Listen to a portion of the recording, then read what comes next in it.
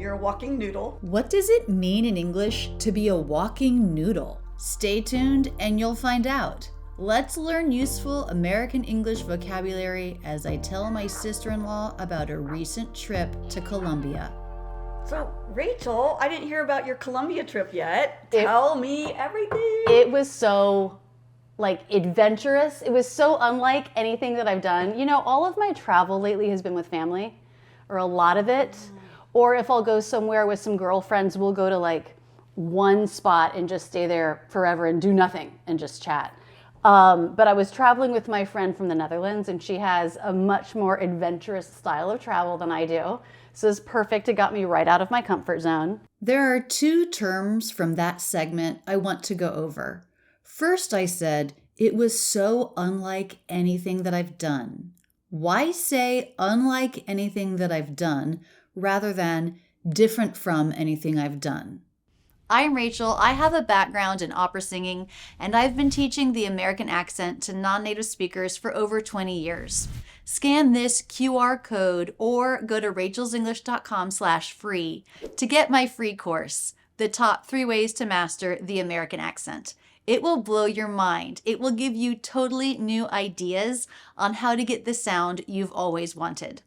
So it's perfect. It got me right out of my comfort zone. There are two terms from that segment I want to go over. First, I said, it was so unlike anything that I've done. Why say unlike anything that I've done rather than different from anything I've done? They're both grammatically correct, but when we're comparing something to all other prior examples, it works better to use unlike. It's unlike anything I've ever done before. She's unlike anyone I've ever met. It's unlike anything I've ever tasted before. They're both grammatically correct, but when we're comparing something to all other prior examples, it works better to use unlike.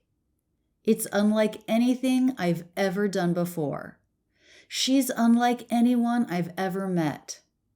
It's unlike anything I've ever tasted before. Adventurous. It was so unlike anything that I've done. What's a comfort zone?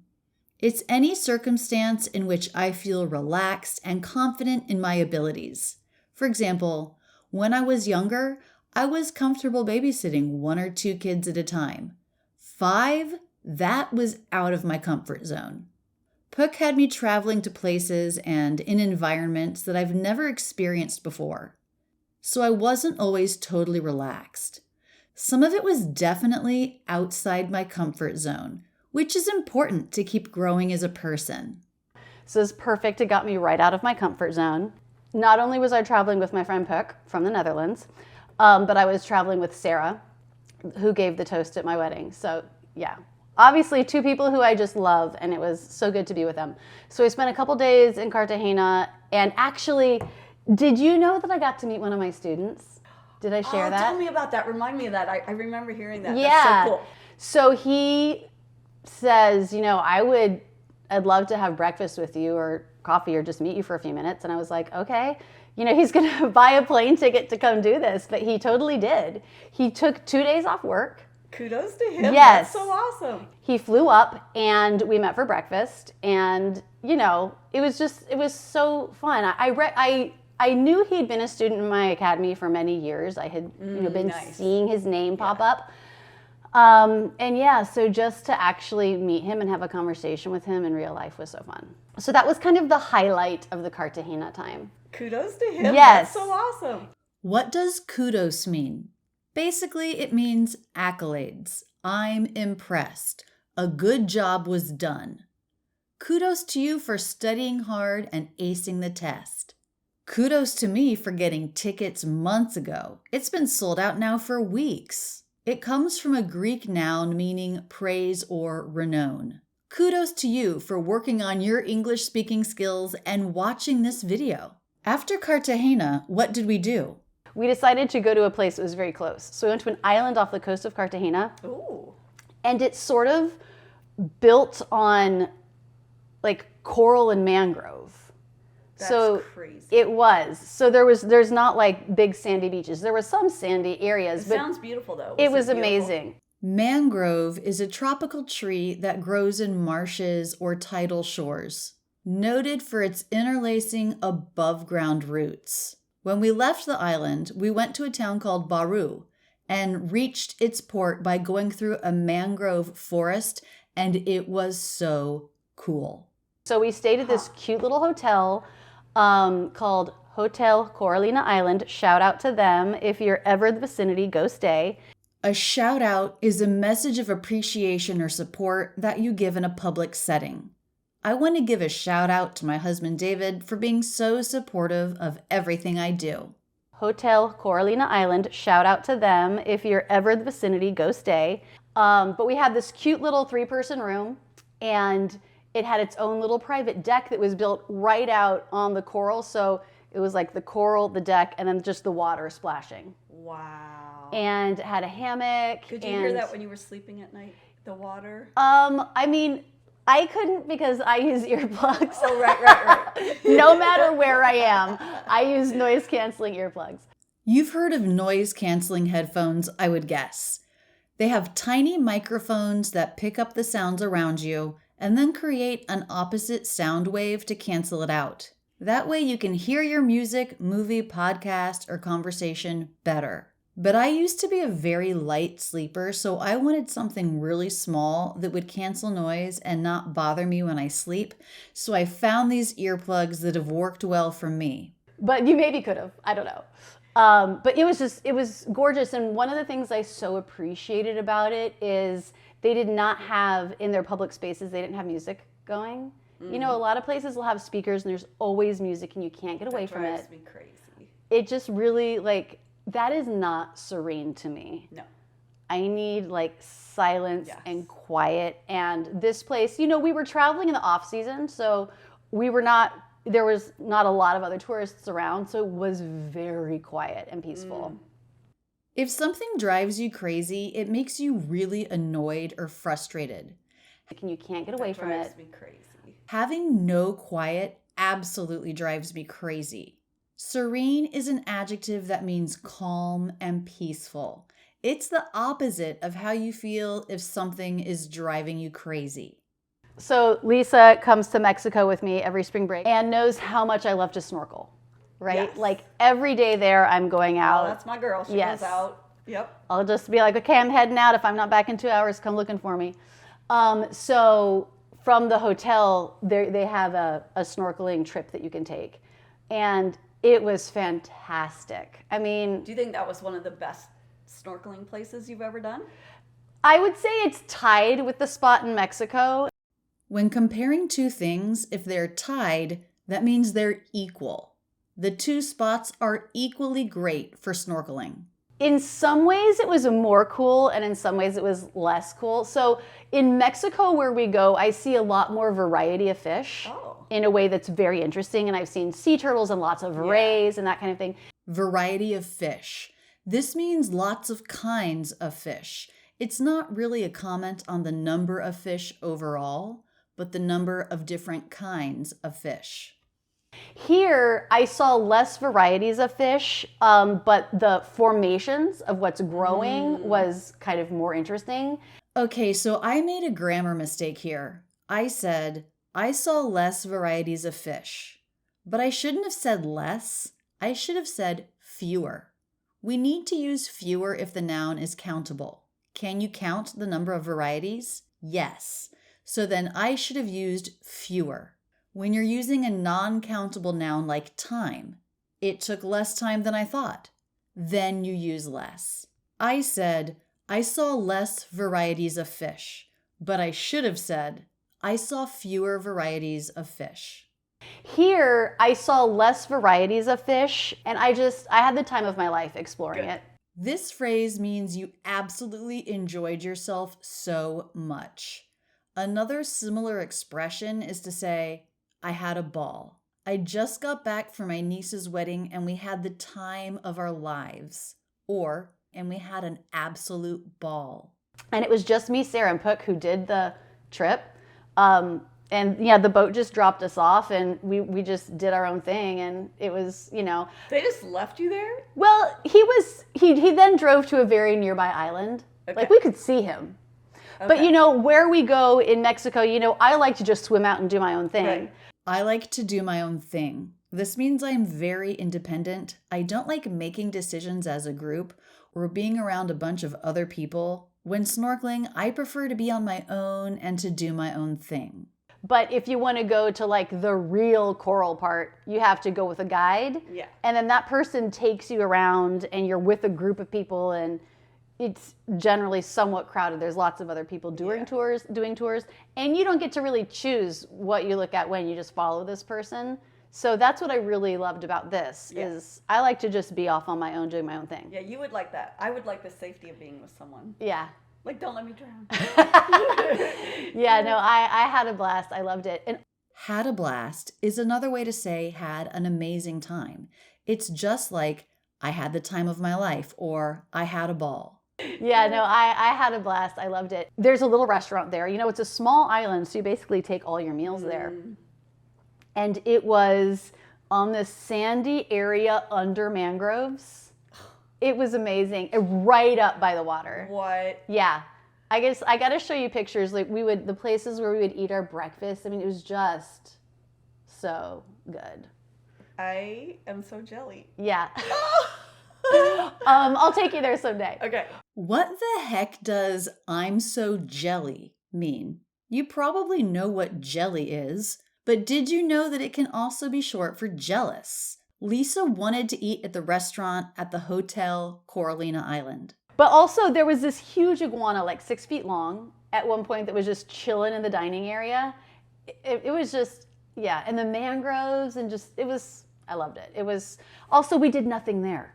I mean, but aside from the snorkeling, we just ate and relaxed. I read a whole novel, like I never do that. Oh, that's so great. It was so good. So then after the 2 days, Sarah had to go back. So we all came back to Cartagena. She went to the airport. Oh, another thing I forgot to tell you is when we were in Cartagena, we were walking back from dinner at like 10 at night one night.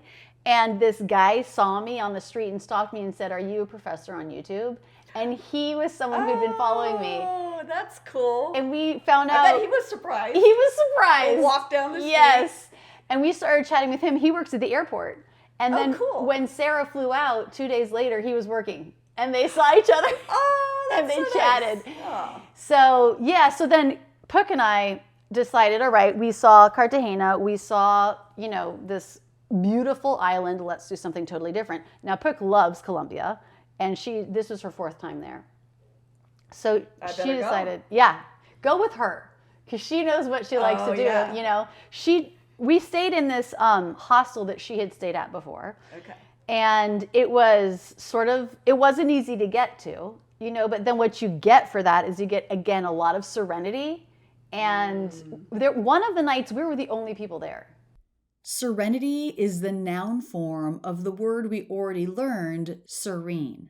Serene is an adjective meaning calm and peaceful. Serenity is the state or quality of being calm. When you travel to an isolated place, you get serenity.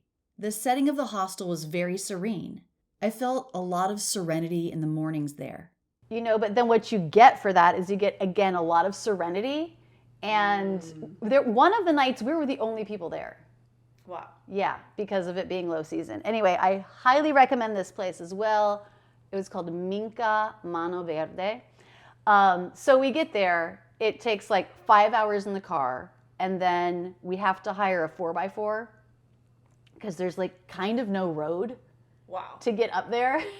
And it's so bumpy. I mean, it did not look at all like a road. Like it's part of it is, but then you go basically off road for the last maybe half hour to get to the hostel. Huh. And a lot of the places where you're turning, there'll be these hairpin turns. Oh yeah. And the Jeep or the 4x4 couldn't make it, so it would have to go and then do some reverse stuff like that and then go. And every time it reverses, you're reversing backwards down the face of a mountain. Not really, but kind of. No. And you're just like, I hope these brakes work. A hairpin turn is a turn in a road that is very tight. You might find this going up the face of a mountain like I did. A hairpin is used to hold long hair in place. Huh. And a lot of the places where you're turning, there'll be these hairpin turns. How do they get that experience without going over? I don't know. Like, I will say the guy who picked us up in 2 days to take us home, you could tell he was relieved when we got off that mountain. I don't think he had a lot of experience. But it was so what you get for that is you're so immersed in nature. Yeah. And if you get there, that's great. Yes, once you get there. The word immersed has a couple of different meanings. It can mean covered in liquid, immerse the fabric in dye. It can also mean to be wholly involved in. I immersed myself in Spanish for 6 weeks, living in Mexico and watching no TV in English. When we say we're immersed in something, that means totally surrounded by it.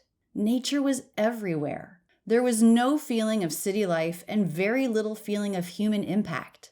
At the eco hostel, I felt immersed in nature. And I really loved it because I've sort of gotten in this habit, as you know, of going to bed early and waking up early. Yeah. And I would wake up at 6 and the sun would just be rising, and the amount of birds and birdsong was top notch. I would just go out and sit on the hammock or up on a stool, and I mean literally just an hour, wouldn't get out my phone. Well, I would, but I'll tell you why in a second. I would just sit there and listen and watch. Top notch means the very best. It was the best place to watch and hear birds that I had ever been. The birding was top notch. You can get a top notch education at that school. So I think I told you, you know what I was doing with my phone? I think I know. Yes. Was so it the app I told you it about? was. So Lisa told me about this app called Merlin. Yeah. Is you press record and it will listen to the sounds and it will try to identify birds. And I was having a great time. Just the amount of birds that would pop up, and then I would try to find them. You know, like, oh, this is what it looks like. Let me see if I can find it. Because it does show you what the bird looks like. Right. Yeah. And like one time I heard a sound and it popped up and it was like a green, very beautiful green bird. And I looked up and I saw a pack of 6 of them just flying overhead. So it was so cool. And I really wanted to see a toucan. And they're not, they don't like, they kind of stay away from where people are. But so I never saw one, but it did pop up on my app. Like it had heard it. Ooh. Yes. And that's so cool. Just knowing that I was within earshot I love that. of that bird was sort of fun. Earshot means within a distance that can be heard. I was close enough to the toucan to hear it, even though I couldn't see it. I was within hearing distance. I was within earshot. You can use in or within with earshot. I can't talk about what happened right now because my kids are in earshot, but I'll tell you later. Just knowing that I was within earshot. One day I went on this really big hike that I didn't think was going to be that big. So Pick doesn't really want to hike. She's 71. She likes to bike. But she also didn't like the idea of me hiking by myself. Which I don't like that idea either. She was like, Rachel, they say don't hike in mountains alone and don't go swimming in the ocean alone. You know she's a very smart friend. She's a smart friend. But I was like, but I'm so independent. I was like, I get it, but if I want to hike, I'm going to go for a hike. Right. So there was one other person that had been staying in our hostel the night before. And she goes up to him. He was leaving that day. She goes up to him and she goes, hey, you should go on this hike with Rachel at Jaguar Falls. He was not planning on doing this. And he was like, okay. So this guy and I set off on this hike that we think is going to be 4 to 5 hours, which is a good long hike. But it ends up being 7.5. Set off is a phrasal verb that means to begin a journey. We set off on our hike at sunrise. And Girl. I didn't have the best footwear for it. So I had these little ankle socks and Keen hiking water shoes. Footwear is anything you wear on your feet. Socks, shoes, boots, sandals, pumps, water shoes, and so on. You do not want to go on a long hike without proper footwear. And the ankle socks kept slipping below. and it was rubbing and causing the worst blister. And this guy I was hiking with was so sweet, Fernando. He offered me his socks, and I was like, no, you need to keep your own socks. But anyway, I got blisters. A blister is caused by friction, rubbing, or burning. Ouch! It's a bubble on the skin filled with fluid. It took so long to get there. We kept really not knowing where we were going. Luckily, I was with a Colombian who spoke obviously perfect Spanish, so he was asking directions along the way. We finally find where we need to go, and we get we pay a little entrance fee to go to the last part. And we get there, and it's so much bigger than I thought it was going to be. And even though we're not that close to it, it's basically like getting sprayed with a hose. It's just like the mist. It's just this wall of mist. Mist is a cloud of tiny droplets of water, like what was coming off of the falling water at Jaguar Falls.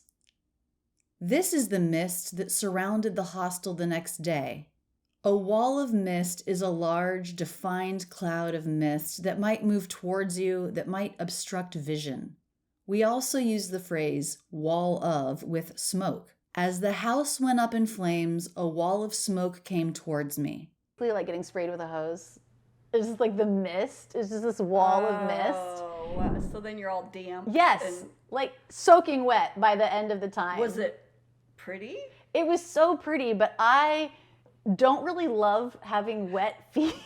I hate having wet feet. For a second, I was like standing behind a rock so the mist couldn't hit my feet, but it was hitting the whole rest of my body and just dripping down. And at a certain point, I just had to be like, you know what? We're going to have soaking wet socks, and that's okay.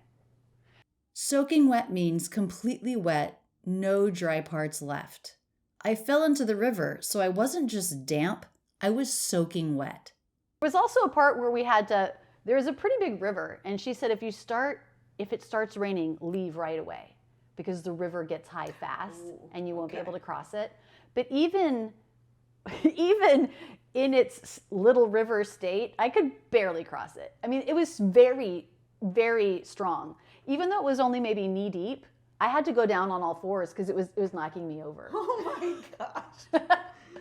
And I took off my shoes on the bank and threw them across to the other bank. I don't know what to do with her sometimes. I'm just saying adventure, right? Like a good adventure. So anyway, 7.5 hours later, I see the hostel. I mean, at this point, our legs are shot. Yeah. And our feet. Yeah. If something is shot, that means it's exhausted. It's used up. It doesn't work well anymore. For example, when it comes to your car, you don't want to hear, your brakes are shot. You need to replace them. After the long hike, my legs were shot. I see the hostel. I mean, at this point, our legs are shot. Yeah. You're a walking noodle. I'm a walking noodle. We didn't bring that much food. What did my sister-in-law mean by walking noodle? Well, think of a cooked noodle, weak, floppy. I once heard someone who fainted being described as a wet noodle. The body has no strength. This person just sank to the floor. Here, by being a walking noodle, she's saying my body was so weak and wobbly. I hardly had any strength left. Because we didn't think it was going to be. Anyway, it was so exhausting. So you were wet, yes, tired, hungry, a little grouchy? No? It was Still actually very happy. It was fun because Fernando's English was about as good as my Spanish. So we were speaking in both languages the whole time. And I mean, I had a 7.5 hour long conversation with this person. Yeah. That's interesting. That's... Right. Life rarely gives you that opportunity. That kind of adventure. Yeah. So we had fun together, got home, and he decided he needed to stay again that night because it was so late he couldn't get home. She got him into something. Pook. I blame Pook. Okay, Pook, that's true. So we get back and we all stay the night there again. And then the next day he leaves, and Pook and I still have the whole next day. And because of having done that hike, I decided to do nothing that day. I affirm that decision. Oh, it was so good. If someone says they affirm your decision, that means they agree with you. They think you made the right decision. That after he left, no one else was there except me and Pook and the staff. There was a massive rainstorm that had a tin roof. It was just I can't even explain. It was just so, I will remember that day. Anytime I need to just reset my nervous system, I'm just going to imagine being there. So it was gorgeous. And after that, we had one more night in Colombia, and we were going to spend it in a town called Santa Marta, which is like 4 hours, maybe 5 hours from the airport. And my flight was in the afternoon, so we're just going to go back that last day. But with the day in between leaving the hostel and staying in Santa Marta, we were like, what do we want to do? There's a national park near Santa Marta called Tayrona. And we decided we were going to go there. So this day that I had nothing to do in the hostel, I was researching what to do in Tayrona. And I was using Chatgpt, which, you know, like you were saying, your neighbor was having, writing with Chatgpt, getting through writer's block, whatever. It can be really good for planning a trip because it's like scouring all the information. Right. It already gathered some of the stuff together for you. But then you don't know what you say. But then, that's not a good start. It's not like sure, but it's acting sure. You know what I mean? So it was telling us things that weren't necessarily true. Scour has a couple of different definitions. Here it means to search thoroughly, to look everywhere. We scoured the hotel room for my lost engagement ring, but never did find it. I learned my lesson planning my day in Tayrona National Park with Chatgpt, and I will share that story in a video soon. But just as a teaser, it does involve a horse. I hope you've enjoyed this video. I absolutely love teaching about the stress and music of spoken American English. Keep your learning going now with this video, and don't forget to subscribe with notifications on. I absolutely love being your English teacher. That's it, and thanks so much for using Rachel's English.